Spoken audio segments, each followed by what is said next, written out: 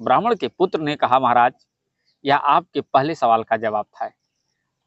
जिस तरह दूध से दही और फिर दही को मथने से मक्खन प्राप्त होता है, उसी प्रकार परमात्मा प्रत्येक जीव के अंदर विद्यमान होते हैं, परंतु उन्हें पाने के लिए सच्ची भक्ति की आवश्यकता होती है।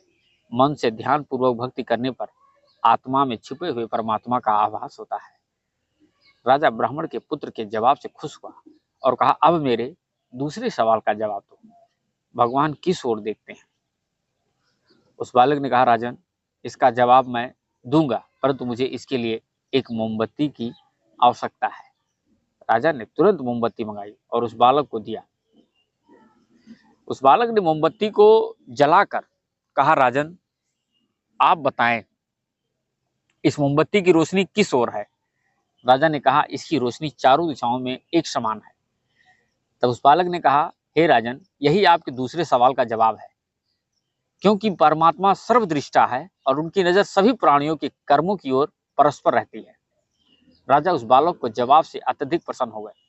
अब तो वह अंतिम प्रश्न के उत्तर पाने के लिए और भी उत्सुक हो उठे। राजा ने कहा, मेरे अंतिम सवाल का जवाब दो कि भगवान क्या कर सकते हैं?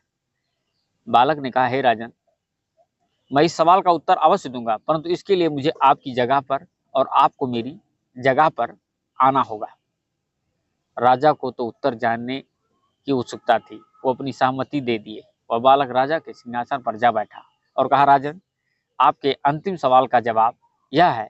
आपने कहा था कि भगवान क्या कर सकते हैं, तो भगवान यह कर सकते हैं कि मुझ जैसे रंक को राज सिंहासन पर बैठा सकते हैं और आप जैसे राजा को मुझ जैसे सवाली के स्थान पर, अर्थात राजा को रंक और रंक को राजा बना सकते हैं।